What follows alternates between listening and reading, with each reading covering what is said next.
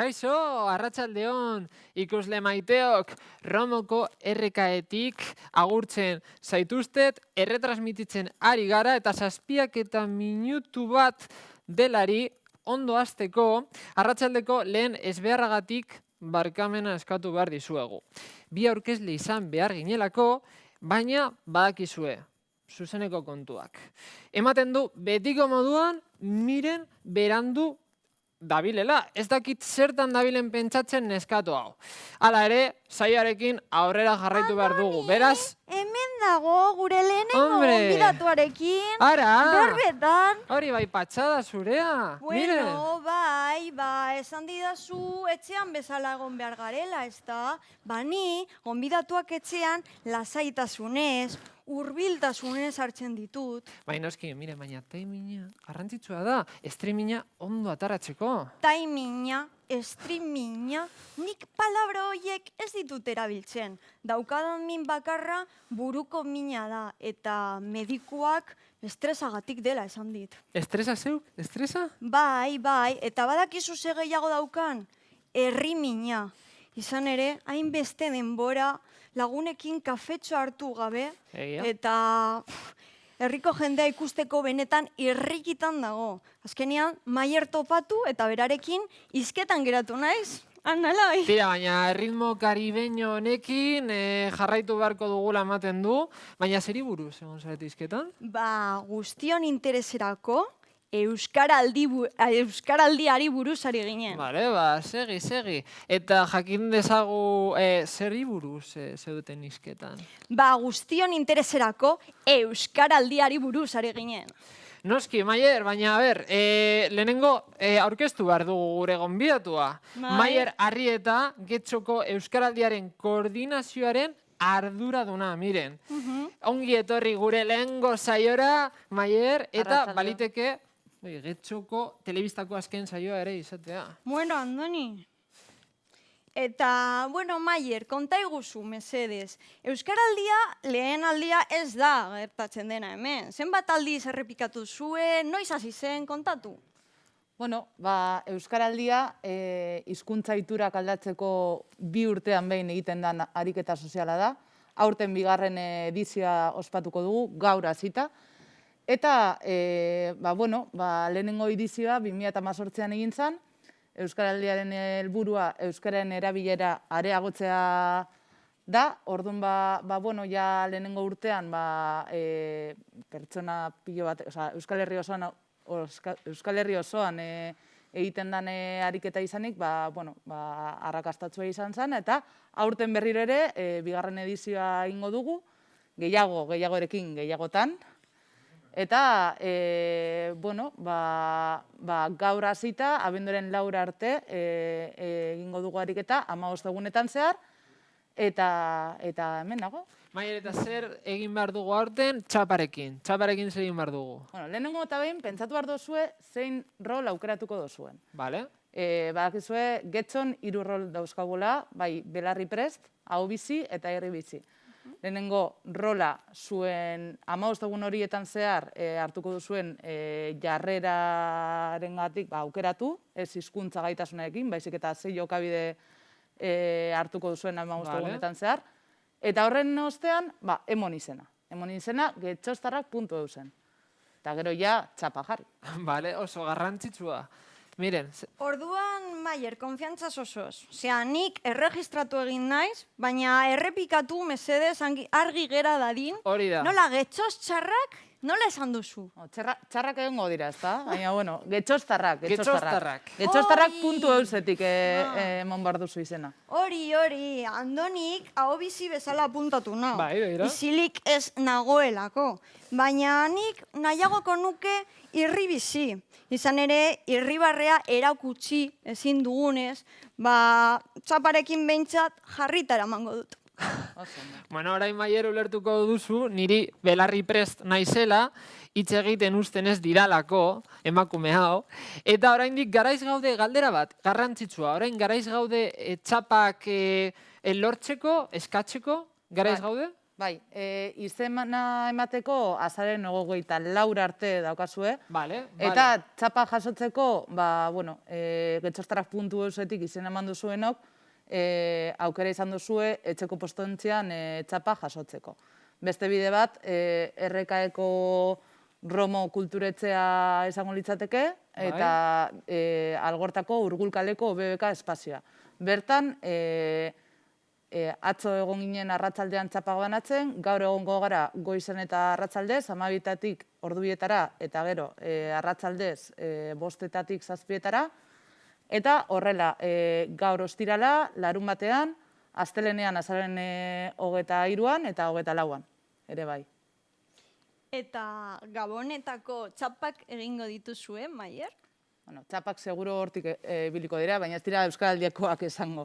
Euskaraldia abenduaren 4 arte egingo dugu, beraz, 15 egunetan zehar, txapa jantzteko deialdia luzatzen dizuegu, getxostar guztioi eta Euskal Herritar guztioi, eta anima zaitezte Euskaraldian parte hartzen eta ariketa egiten.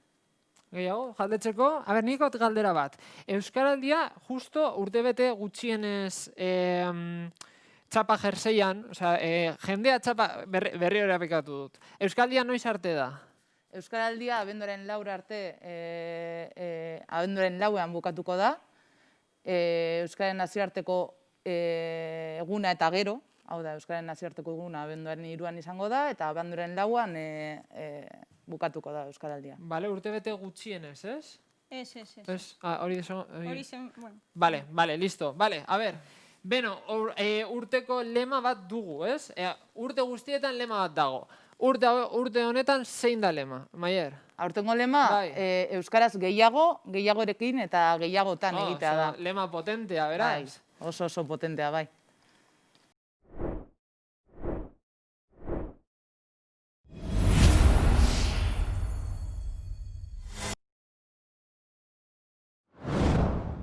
Eta galdera bat, Maier, aizu, nortzik dira guzti hau antolatzen dutenak?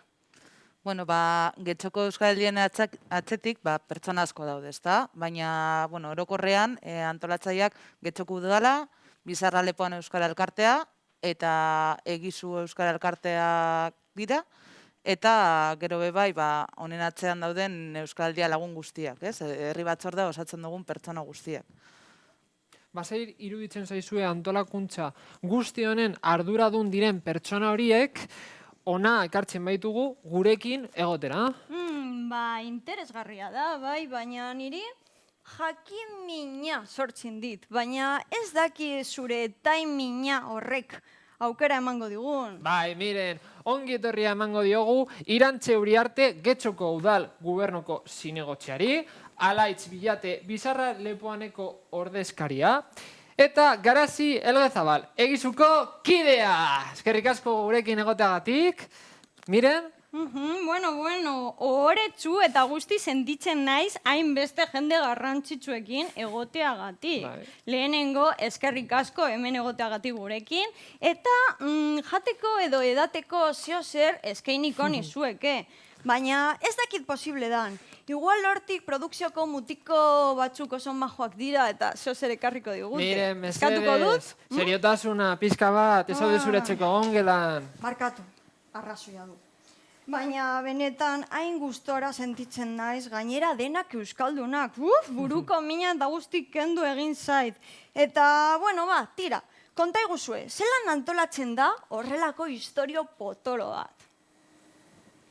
A ber, zelan antolatzen da? Venga, nora ziko da, pizka bat kontatzen. Nola azten da ideia? Beti azten da, nonok holango zirrara bat okanean barruan, ez da? Eta jendeagaz berbetan azten da, sareak sortzen dira, jendea hor dago, eta azkenean proiektu batek urtetan dau, alkarlana be badago, alkarlan barik ez dago ezer egiterik, batek bakarrik zehozer egiten dagoenean, inpaktu bat dauka. Baina bat gehi bat danean, inpaktu hori ez da bakarrik bat gehi bat bardin bi.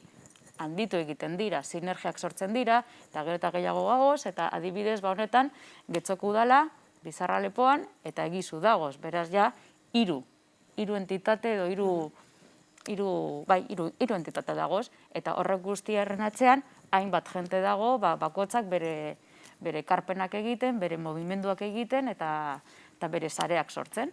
Eta segurantzean gure bestekidek zer edukiko da bere hor ikusteko, ez da, euren ikuspuntutik pasaran sortu egiten dan, udala atzean dago, baina alkarten eta personen laguntza barik ez dago ez ere egiterik. Azken finean, Euskaraldia Euskal Gizartearena da, ez da? Euskaltzalen topaguneak eta Eusko Jaurlaritzak bat egiten duten proiektu baten oinarritzen da, eta horren atzean bai, milaka herri batzorde, Euskara Elkarte, instituzio, persona dauz, ez? Orduan, bueno, ez dakit, getzon bai, hori, entitate, irantzutuko aipatutako entitate nagusietatik aparte, personak ere badauz, ez? Eta gainera, gaur egungo egoera zein den ikusita, zer nolako zailtasunak planteatu ditu COVID-ak hau antolatzeko momentuan?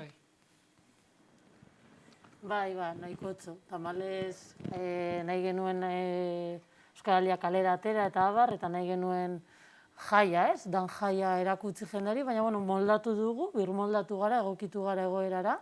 Gaur hemen gaude zuekin streaming bidez, nahiz eta ez gauden hor zuzenean, baina gurekin jaia edo ariketa honeri hasiera emateko eguna da gaurkoan, eta hurrengo egunetan egongo gara, orduan egokitu egin gara, ez? Zailtasunak zailtasun, lortu dugu Euskaraldia martxan jartzea, Getzon, Euskal Herri osoan, eta denok ariketa egiten martxan jartzea. Bai, eta oraingoz, Ariguneen irudi berri horrek itxura hartu du. Naiz eta egoera ez dena proposena, ez da?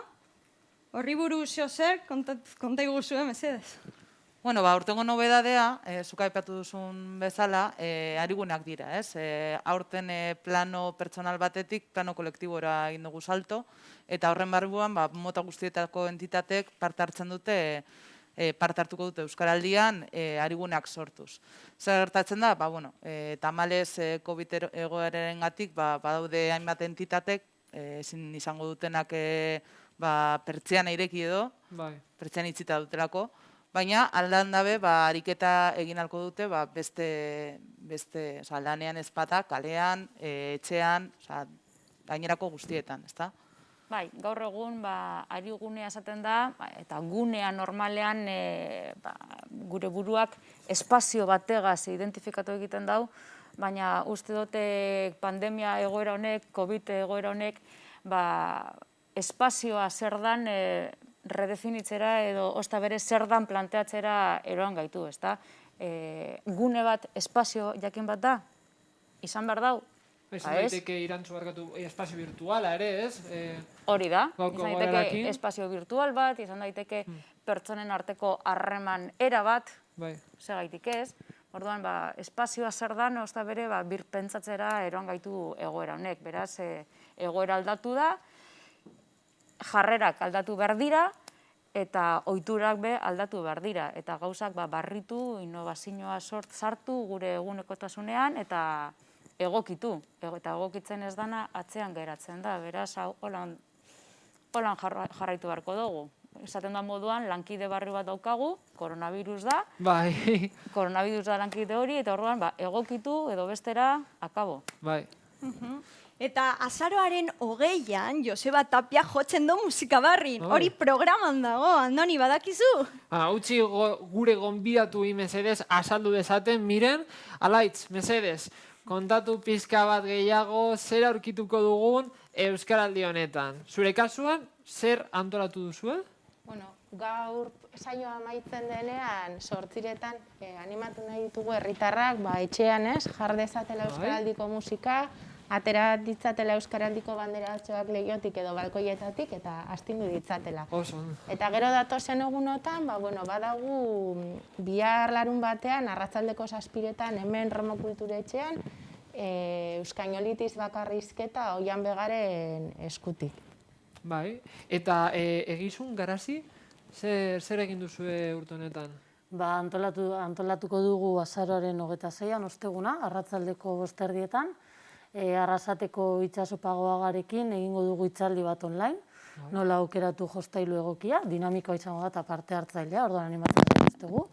Egun horretan bertan, apurtxu bat beranduago 7:30 edukiko dugu gure ukitzeko irakursaleen txokoko solasaldia, Maian Etxoperena etorriko da gurera, eta ene baitan eleberriarekin edukiko dugu solasaldia.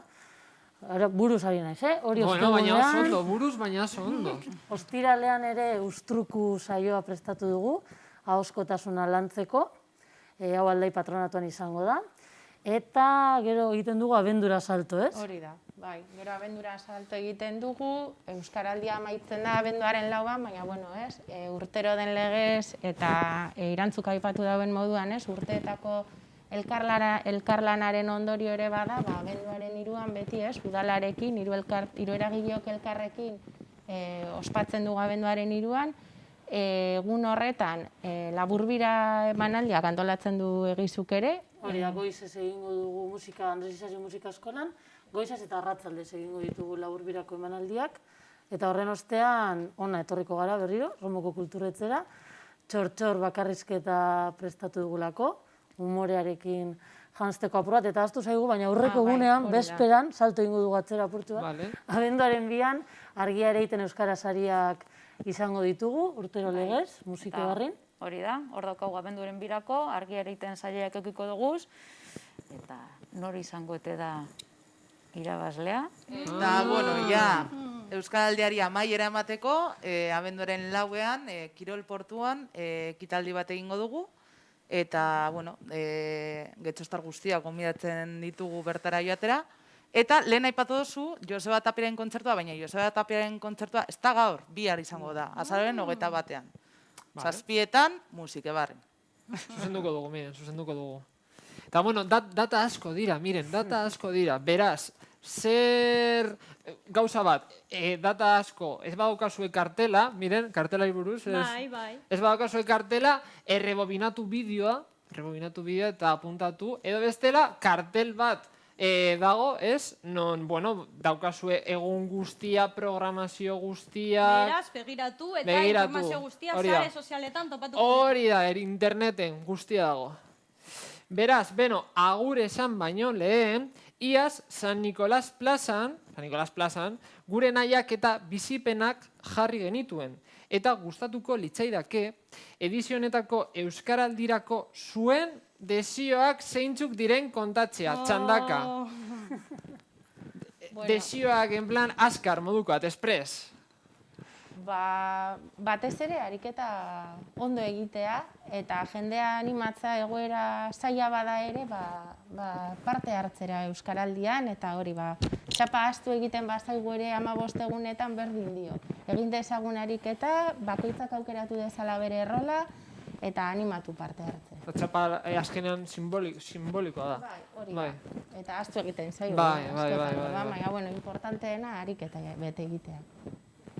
Alaitzek esan duen bezala. Ondo pasatzea, ariketa egiten, ikastea, eta taldearen babesarekin, egunetik egunera, animatzea txapa, musukoa edo dana alakoa, eta disfrutatzea ariketa egiten dugun bitartean, 15 egun hauetan, eta gero-gerokoa, gero ere jarraituko dugulako.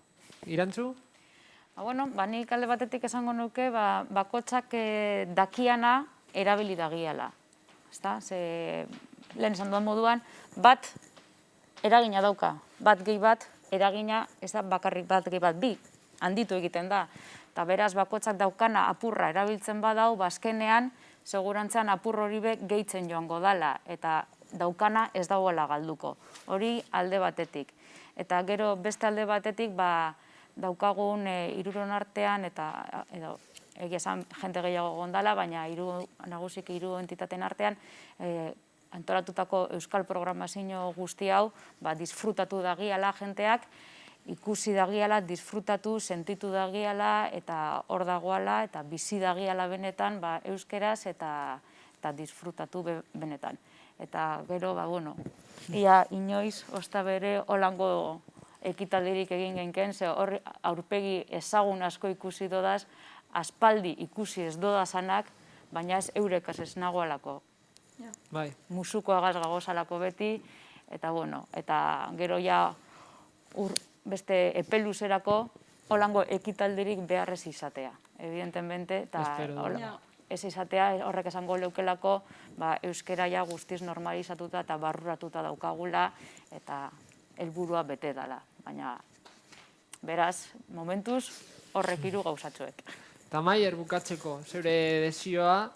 Bueno, oztopoak oztopo, ariketa ilusio sartzea, gogoekin, kalean berriro bizipoza arnaztea, ez da? Apurtxo bat egoera honetan apurtxo bat falta dana, eta bueno. Eta, hori, gehien bat herritarrak lotxa galtzea, estereotipoak apurtzea, ariketa lasai, eroso, era natural batean disfrutatzea, eta hori, euskara egunetan bai, baina euskaraldia bukatu eta hortik aurrera ere bai. Eskerrik asko Lauroi etortxagatik, promokora etortxagatik, eta mezu bat bidaltzen dizuegu, euskaraldiaz gozatu, ondo pasa, disfrutatu, eta, miren? Eta eskerrik asko. Eta eskerrik asko hori da. Ikusiko gara. Txalo ero bat zuentzako.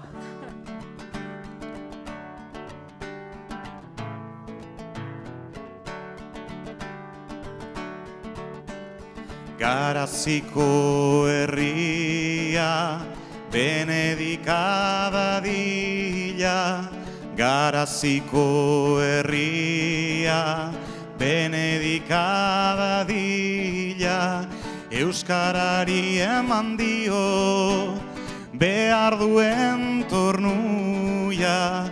Euskarari eman dio, behar duen tornuia. Euskara, euskara, jalgia di plazara. Euskara, euskara, jalgia di plazara.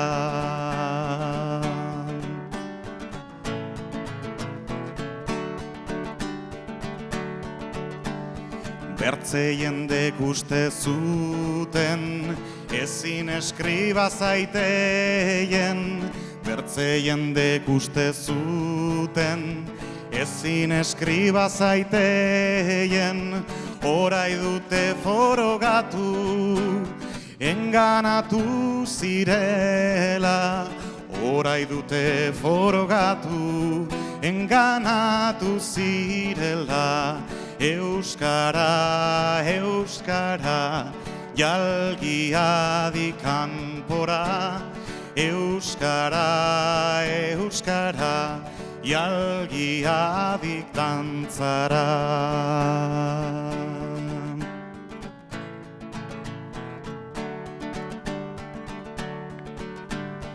Bertzeak orok izan dira, bere goien gradora. Bertzeak orok izan dira, bere goien gradora. Orai urai ganen da, bertze ororen gainera. Orai urai ganen da, bertze ororen gainera. Euskara, euskara, jalgia di plazara. Euskara, euskara, jalgia di dantzara. Euskara, euskara, jalgia di kanpora. Euskara, euskara, jalgi mundu guztira.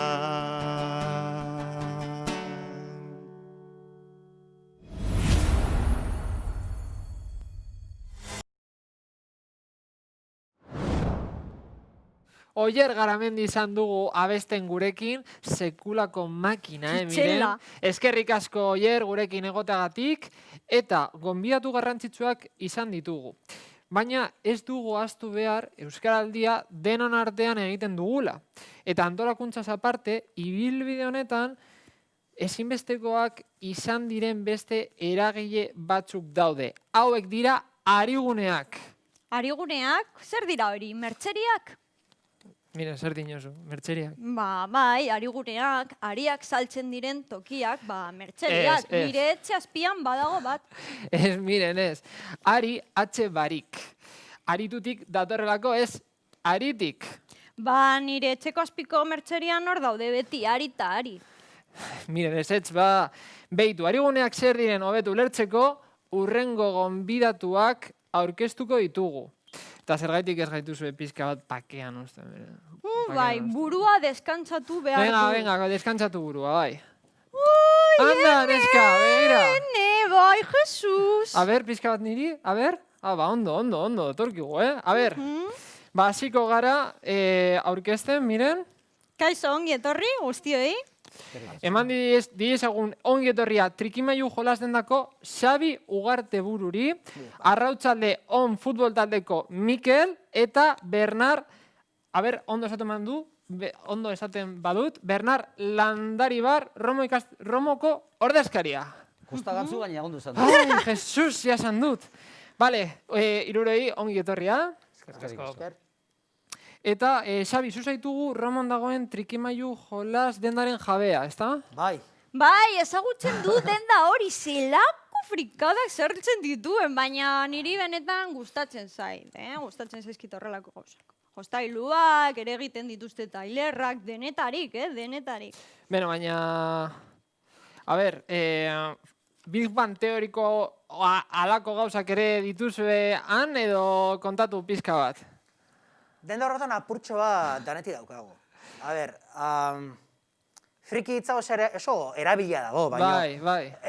Danokagu friki bat barrua. Ondo ikusita dago, ez? Claro, batzak kirolaren frikiak, beste batzuk kasu honetan, jolasen frikiak, beste batzuen frikiak, kasu honetan, bilen honetan, euskararen frikiak.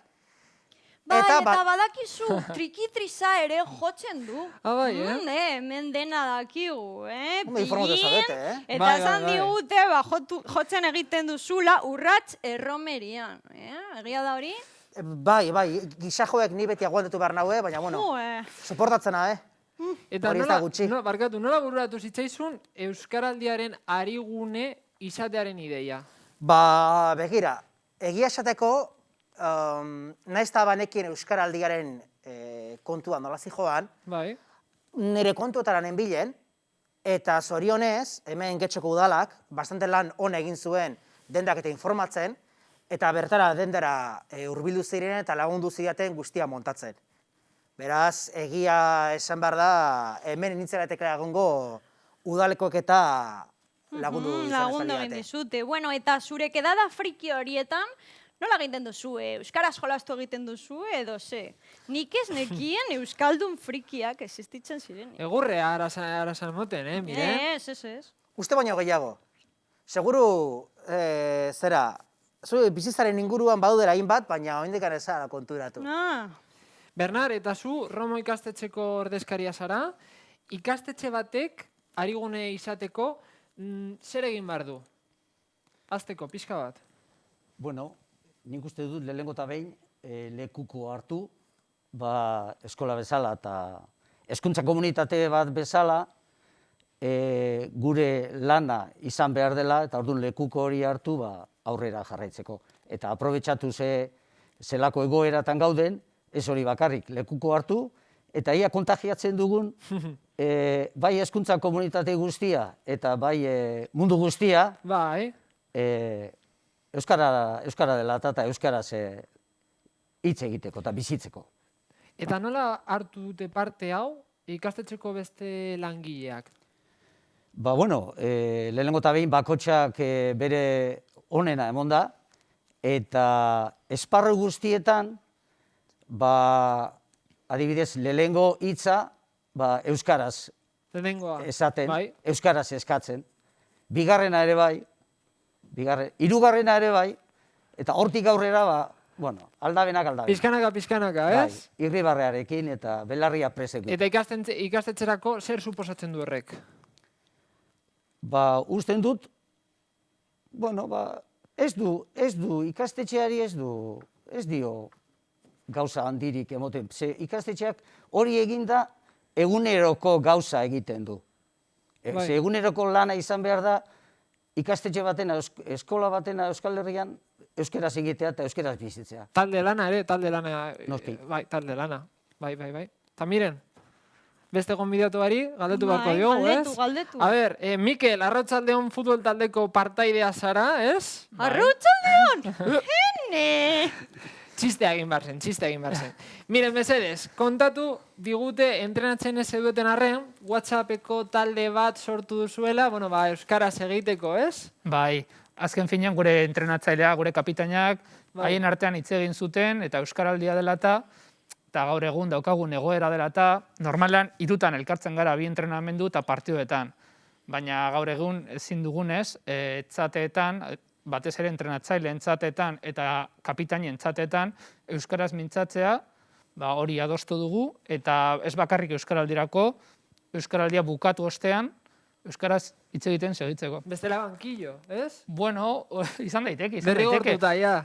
Niretzat hobeto, kompetentzia kentzeko. Oso ondo. Miren. Bueno, hainbat alditan, aipatu duzue, ahobizi, irribizi eta belarriprest hitzak, gutariko gehieno ondo dakigunez, horiek euskaraldiaren oinarrizkoak rolak dira, ezta? Bai, irribizi izan beharko nintzake. Zuk? Bai, edo zuk. Nik, orduan emaidazu txapa. Bale, begira, txapa bat emango dizut. Txapa, kontuz. Ukitu gabe. Hemen daukat txapa. Bale. Aukeratzakoan irribizi aukeratuko duzu, ez? Baina, gonbidatuak jakin behar duzue, gonbidatuak etxera pastak hartzera eraman ez ditzazu, getxoko bizilagunen adibide batzuk ikusiko ditugu orain. Eta zer biribilki aukeratu dituzten ikusiko dugu. Mikel, Bernard, Xabi, eskerrik asko gurekin etortxagatik. Eta, miren. Sartu bideoa. Venga. Euskaraldia bertan da. Gehiagorekin gehiagotan. Ni ere ahobizi. Kaixo, izan behar nahi, zui marrokin irribizi izan genait Euskaraldian. Ni aurrekoa irribizi izan nintzen, eta aurten belarriprest izango naiz. Dator Euskaraldia 2008. Apuntatu zaitez. Aurten ere Euskaraldian ahobizi izango naiz. Nik ere Euskaraldian izena emango dut. Ni aurten belarriprest izango naiz. Kaixo, Maia naiz, eta aurten Euskaraldian parte hartuko dut. Ni ahobizi izango naiz. Aupa. Badator Euskaraldia 2020. Parte hartu. Nik Euskaraldian izena emango dut. Aurten ere ahobizia izango naiz. Ni aurten belarriprest izango naiz. Kaixo, ni Mari Carmen Ruiz naiz. Y soy irribizi porque yo sonrío al euskera.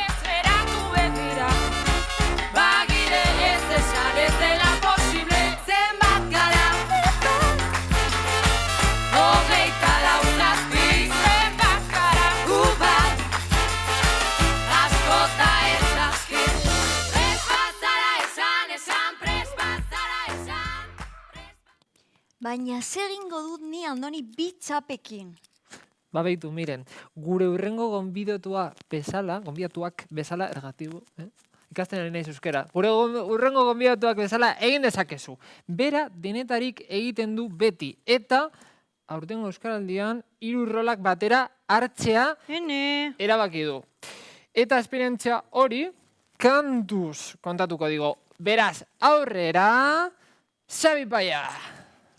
Arrastion getxostarrak, gazteak eta zaharrak, andreak eta gizonak, gaiztoak edota onak, heldu da barikua, ta aze predikua, ez da edozein bariku, badugu hainbat meritu, gaurrazi behar duguna horra erantzukizuna, baina zergatik nola, ez dio asola, pentsa dezagun orduan, zintzoen moduan, hasi da euskaraldia, hori da ibilaldia 11 egunetan zehar euskaraz mintzatu behar, edo alegina egin ez dugu hori berdin.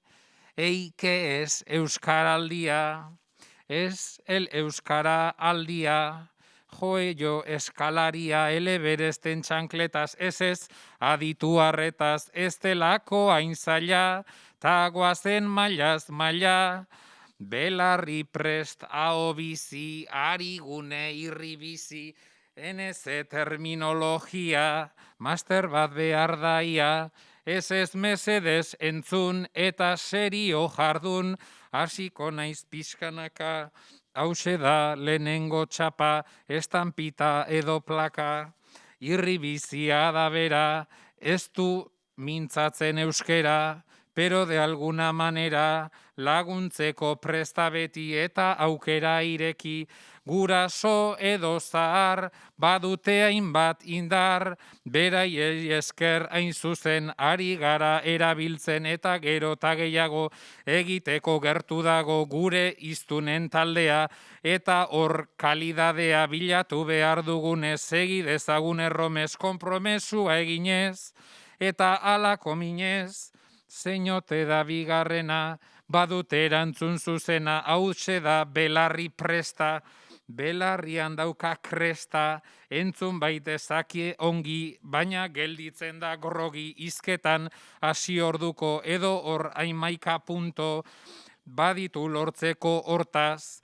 hitz egin dezagun hontaz, belarri presta dela, oso lagun itzela, ez du erabat egingo, ez digu esango bingo, baina esango du aurrera, ona izango du jarrera, talaguntzea da ona, hori da lehen sintoma, aurrera egin dezan, ez geratzeko mezan, ta irteteko parrandara, hortara etorri gara, baina koronavirusa da denontzako eskusa, eta ezin da irten, naiz egon irakiten, eta hirugarren txapa, besterik ez zaigu falta, aho bizia izango da bestela enoa inora. Hori da importantena nire ustetan lehena lortu behar genukena, bizi osoan barrena, euskaraz biziko dena, lehentasun handiena, hizkuntza izango duena, hori gauza nabarmena, lortu nahi genukena, ene baina zepena 11 egun bakarrik ez egin gero alperrik, baina eskero segi inoiz ez dugu larregi, beti egongo da gehiago edo eta urrunago eramateko aukera beraz euskara aurrera, eraman nahi baduzu, arren entzun ezazu, gehiago egin berdin edo gehiagorekin, baina ekin ta ekin, egin ta egin.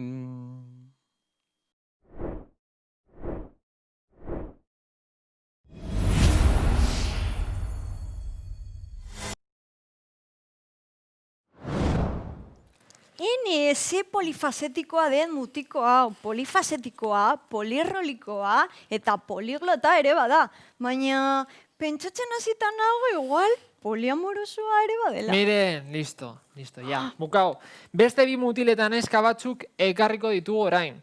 Ainhoa Romarate, Ibon Larrinaga, eta Manu Delgado, aurtengo euskaraldiko belarri prest, aho bizi eta irribiziak.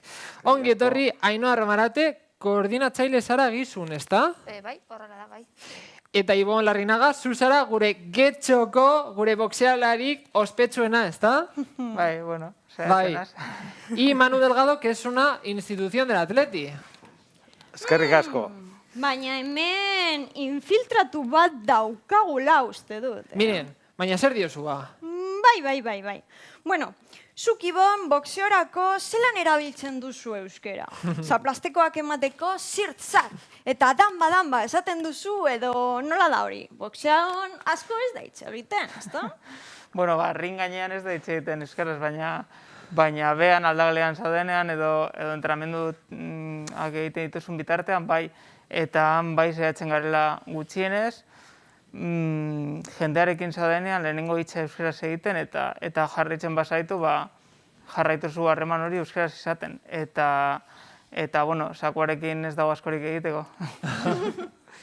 Ainhoa, Euskaldun zaharra zara? Bai, hori da. Eta zelan ba erabaki duzu aurten belarri prest izatea? Begira, hau da infiltratua. Eta zergatik ez? Oso Esan nahi ondo. dute, Euskaldun berri bat hau bizi izan daiteke modu berdinean, Euskaldun zaharrak ere belarri prest izan gaitezke. Noiz behinka, ez? Aldaketa, eman? Bai, azken finean,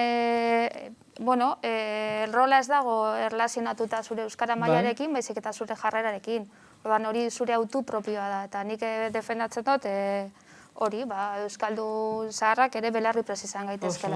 Oso ondo, begira, oso ondo. Manuk saiakera izugarriak egin ditu eta egiten ditu Euskararen alde. Cuéntanos, Manu, ¿cómo es eso del lema que te inventaste y cómo es que cuando entrenabas en el Athletic usabas el euskera? El lema es pensando buru, bihotza, takemena. Begira. Jokalari enesamako entrenatzaile entzun, jokalarik. Orain, 30 metroa sprint. Gogor, azkar, harin, eta aurrera. Bueno, eta esloganas egiteaz aparte, Manu, es un irribisi un poco curioso, porque alguna canción en euskera, Manu, te sabes, ¿verdad? Bai, en Euskal Telebista hicimos el Agure Sarra de Gorka Kenner y bueno, pues la... A ver, no la da. Venga, Manu, cántanos un poquito. Te hacemos coros. Agure zaher batezio, ere etxe ondoan, agure zer bartekira irtzetzen izanean, baina guztio batera, saiatu hura botatzera, ikusiko dek nola Leister eroriko dan, tabultza gogor hortikan, tabultza nik emendikan, ikusiko dek nola Leister eroriko da.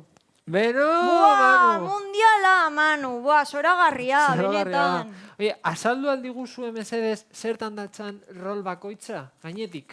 Bai, noski, adibidez gu belarri presto, egiten duguna da, momentu egoera eta gauza desberdinen arabera, aukeratu euskaraz edo gazteleraz egin. Bai egiten duguna da, gonbita bota edo jendeari esan guri euskaraz hitz egiteko eta guk erabakitzen dugu nola egin. Hori bai, nabarmendu nahiko nuke, belarri presta izatea ez du esan nahi zure euskara maila basua denik baizik eta zure jarrera hori izan. Jarrera. Garrantzitsua hori, Eta Ibon, zure kasuan? Obiziok 15 egun hauetan zehar egingo dugu euskeraz lehenengo hitza behintzat. Lehenengo hitza euskeraz botako dugu eta jarraitzen gaituztenekin euskeraz jarraituko dugu eta irribiziekin ez, baina belarri prestekin bai. Eta azken finean hizkuntza aktibistak izango gara.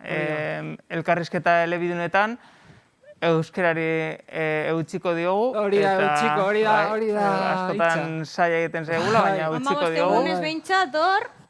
Aitzakia eta beharra daukagu, bai. Eta Manu, en tu caso, ¿qué supone para ti o qué es un irribizi? Irribizi 45 urtekoa. 1975 arribamos mi familia en Euskal Herria y desde entonces pues soy un enamorado del euskera. De tal forma que la toma de decisión de educación de mis hijos, Manu y Idoia, somos fundadores o colaboramos en los comienzos de Ikastola Gobela, en la calle Gobela de las Arenas, que fue un centro neurálgico en esta ciudad y en este ayuntamiento como Ikastola, y después, pues a mis nietos, sigo con la corriente Euskaldun Zaharra por nacimiento y por idioma. Están en Lauro y Ikastola también para llevar desde aquel año pues dentro del seno de mi familia, el euskara en el corazón. Entonces, podemos decir, perdona Manu, que un irribisi auténtico lo que hace es apoyar, aunque no hable el euskera, pero apoyar el euskera y defenderlo, ¿no? Totalmente, porque, bueno, pues dentro de la forma educacional en Lezama, he estado 45 años educando generaciones y generaciones de euskaldunes, y eso lo he transmitido también en todo mi ámbito, en conferencias, en toda la cultura de Bizkaia y Euskal Herria. Bueno, eskerrik asko tamalez denbora aurrera darrai, eta oso gustora goden arren agur esateko ordua heldu zaigu, eskerrik asko gurekin egotearren, eta ekin gogor zuen rolari Euskaraldian, eta laster arte! Ze ondo pasatu dudan, Andoni, potxolo benetan, arratsaldea postu egin didazue. Baina, miren, hau bakarrik ez da hasi egin. 15 egun ditugu aurretik denon artean, Euskaraldiaz gozatu eta bizitzeko. Guk hasiera besterik ez diogu eman. Bai, Andoni, baina hasiera? Horrelako gauza potoloak astear daudenean, zeo zer potenteago egin behar da, ez da? Nola potentea? Bai, adibidez, Getxoko Portusarreko festak direnean, kuadrilla jaitsi egiten dira. Edo adibidez, Gabon gauak hasi baino lehen, olentzero erretzen dugu. Eta San Ferminak baino lehen, txupinazoa bota egiten dugu. Bale, eta zer nahi duzu, txupinazoa antolatu hemen? Bai, txupinazo bat edo txispun bat. Txispun bat? Bai, txispun. A ber, zer da txispun bat? Ba, begira, txispun bat, jarriko dugu bideoa.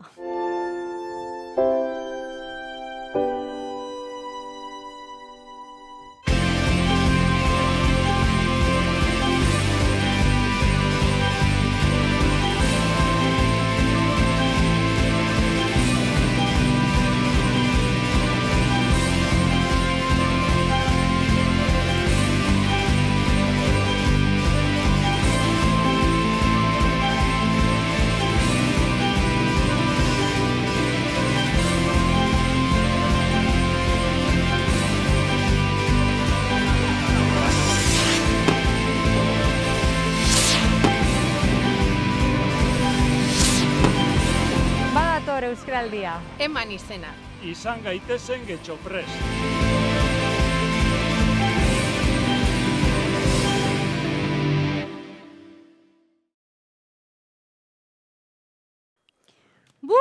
Bukatu da, Andoni, bazen garaia. Miren, Euskaraldia jaia bat da. Oraindik ez du bukatu. Venga, hartu! Gora Euskaraldia! Gora Euskaraldia! Gora! Lagunok! Laster arte lagunok, ongi izan!